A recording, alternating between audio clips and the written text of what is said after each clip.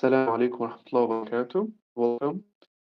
Welcome. This is our sixth meeting, and today we'll inshallah talk about the halal and haram. And the word halal and haram in Arabic, halal means the something that is permissible to do, and haram means the thing that is prohibited to do. So halal and haram are opposites, and they mean allowed and prohibited or prohibited.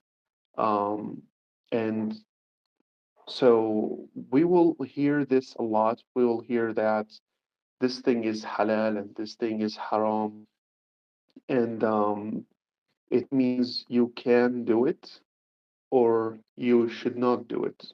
That's what halal and haram means. Things that we can do, so it's halal. And then haram means things we should not be doing. It's prohibited to do. Um, and so let's talk before that about something more fundamental so that we can understand why things are haram and halal. I mean, we know that because it's a religion, and a religion means that you are obligated. That's what religion means in Islam. Not only in Islam, even if you hear it from non-Muslim people, even from like people who worship or on the religion of Buddhism, the definition of religion means you're obligated. When you say I'm on the religion of something, means you have chose to be obligated to the guidance of that religion. That's what being on a religion means. So let's understand first what is the meaning of worship and obedience, because that's very fundamental to understanding what is halal and haram, what's permissible and prohibited means. Because we may hear that this religion say this is allowed and this is prohibited and so on and so forth, but we're here not only to know what's allowed and what's prohibited, but also to know why. When we have a deeper understanding of why things are happening, we will be able to perform them better. We will be able to judge things better so that um, we will be able to judge things. That's the main thing I want to say here. So for that, let's learn about the meaning of worship and obedience. Now, obedience means in Islam, obedience means to do what Allah told you to do and to not do what Allah told you to not do. In another word, or in other words, obedience is to do, um, as we say in Arabic, الطاعة أن تفعل ما يحب الله ولا تفعل ما لا يحب الله. Obedience is to do what Allah is pleased with and not to do what Allah is not pleased with.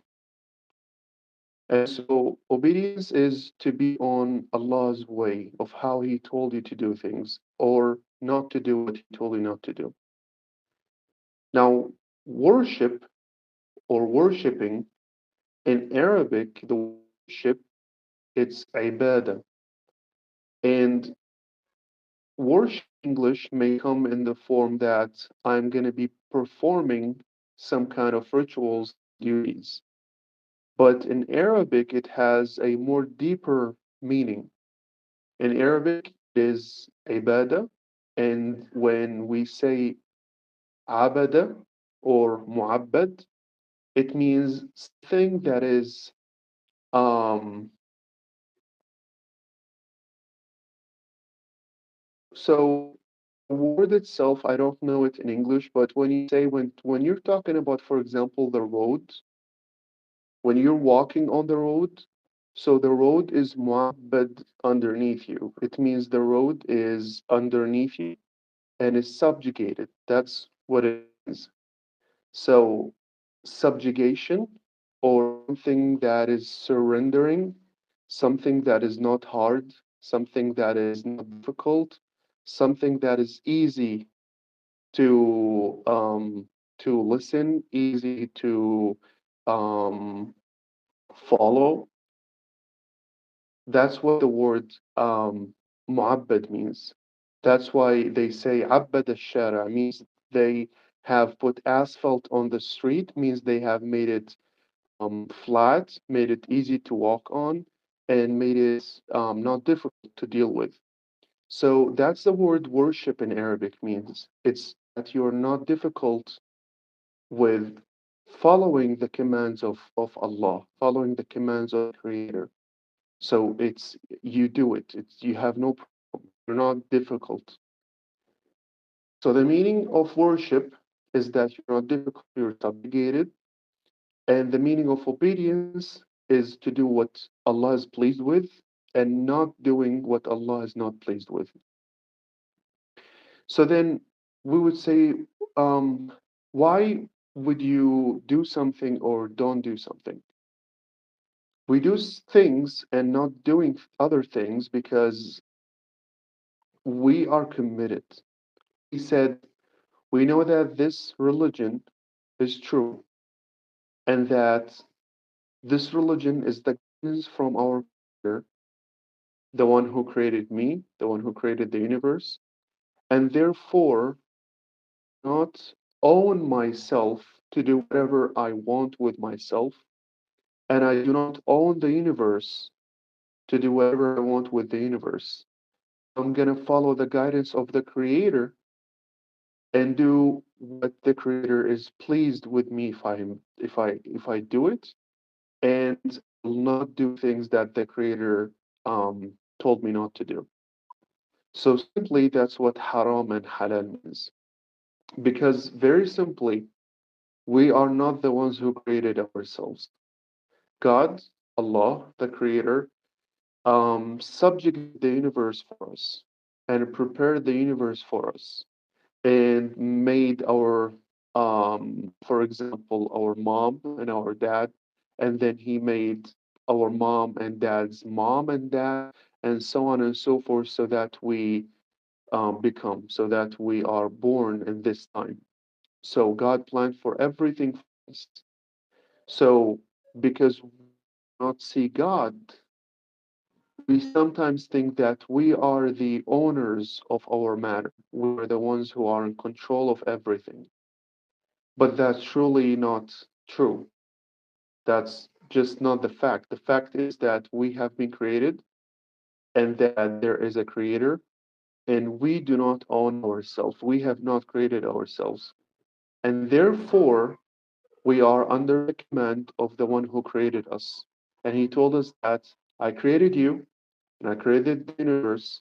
And there are certain things I do not want you to do because maybe he told us about the reason, like you would be harmed or harming other people, harming yourself, and harming others. Or maybe he didn't tell us why. But because we know that he's the owner, the one who owns everything, including us, and because he is the all wise. I mean, sometimes people always ask for God told me to do this, why are we doing that? I mean, it's nice to know, but it's not necessary to know. Why? Because you know the best why, which is you are owned by the Creator. You would not exist without Him creating you and keep sustaining you. And the second thing is that you know that He's wise. You have seen His wisdom in His creation. So, most necessary thing He's telling you includes a wisdom. Rather you know it or you don't know it, wisdom is there. Sometimes you know it and sometimes you don't. So if you don't know it, act as He told you. If you know it, act as He told you. So it's an extra thing. It's not the basic thing. It's not the foundation for why we worship. So, for example, pig or pork is prohibited. Why is that? Well, the main reason because it is prohibited. God, the Creator, Allah, told us do not eat pork, do not eat the pig. So, because He told us to not do so, we're not doing. Maybe later we discover that it has this disease and that disease and whatever good and bad. That's not the reason why we're not doing it. Not because it's good and bad. It's because God told us not to. And that's what worship means. And that's what obedience means. So obedience stems from what God tells us not to do and not to get close to certain things. And that's what obedience means. Otherwise, it's a selective obedience. You select when and why you would obey, and then in other times you would not do that. And that's not obedience, that's just following your own mind, following your own knowledge. But obedience is not about your mind and your knowledge, yet Allah subhanahu wa ta'ala, the Creator, respected your mind and your knowledge. And that's why He revelated the Quran and sent our Master Muhammad with thousands and thousands of hadith and sayings and guidance. But I'm talking about the main reason why, when it's considered obedience, it's obedience when you know that it's prohibited by God, then you would say, I wouldn't do that because my God, my beloved, my creator said no, so I will say no. It's a following, it's a worship. It's me being easy to the commands of Allah subhanahu wa ta'ala. So when we talk about um, obedience, it's that meaning. It's not because I know why. For example, alcohol is prohibited. So why it's prohibited? It's good to know the reason. It's good to know. I mean, even knowing the reason, it's not the reason behind it being prohibited, by the way. Because when it's prohibited by God, you may know the things that will cause you harm, but you cannot say that's the reason I got it. Because God's wisdom cannot be confined. If you say, I knew why God said this, okay, then you confined the knowledge and the wisdom of God. And God's wisdom and knowledge is beyond infinite.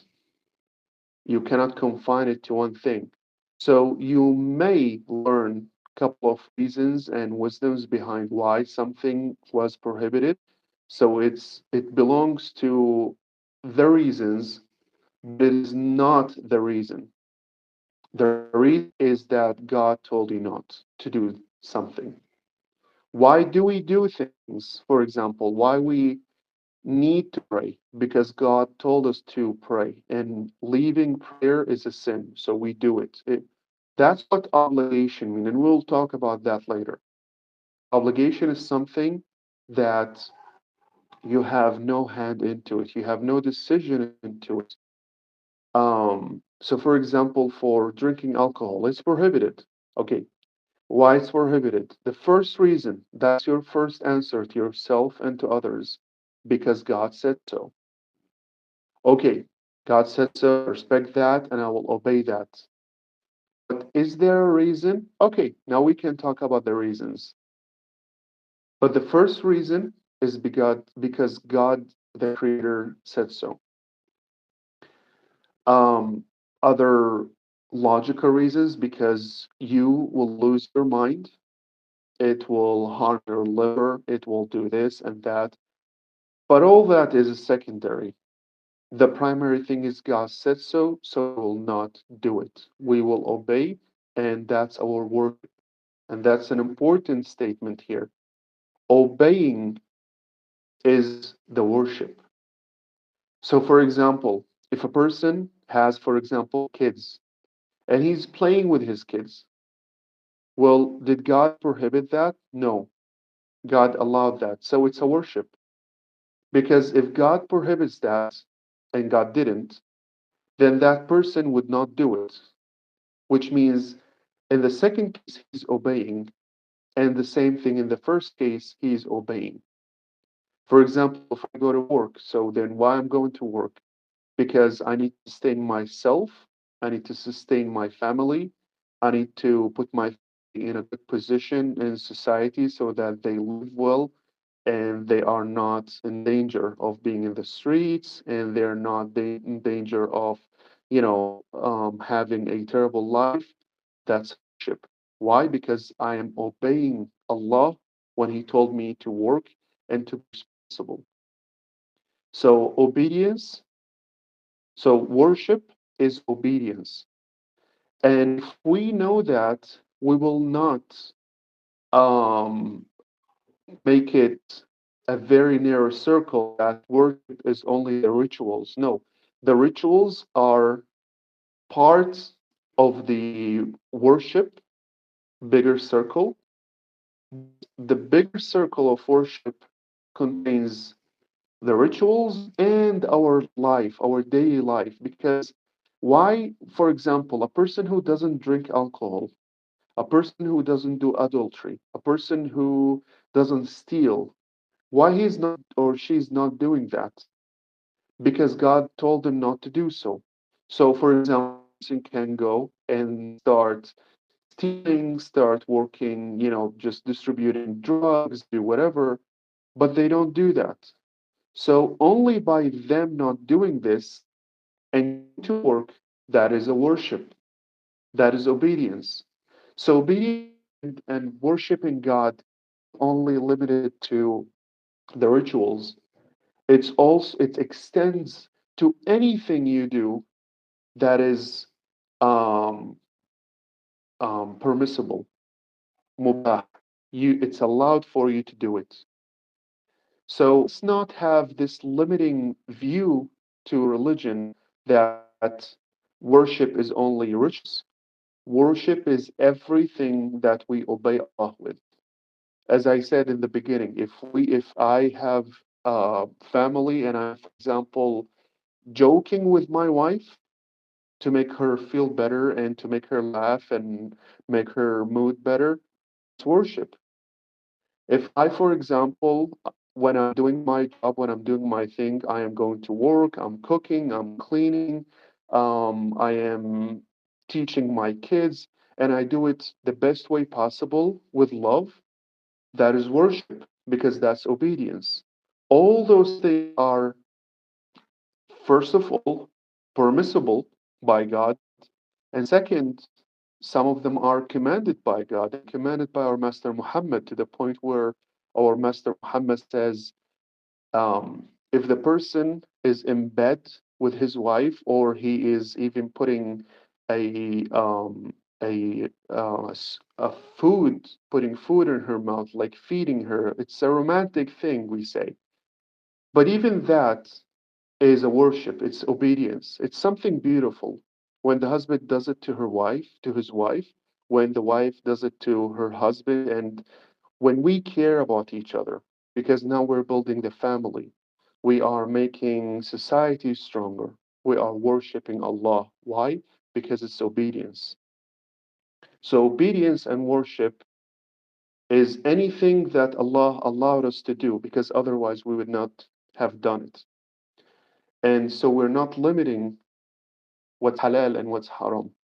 We're not limiting what's worship and obedience because, and remember this, because worship is obedience. So anything you obey Allah with is a worship. Okay. Is everything understood? Do you have any questions regarding this subject or any other subject related to this? Please go ahead.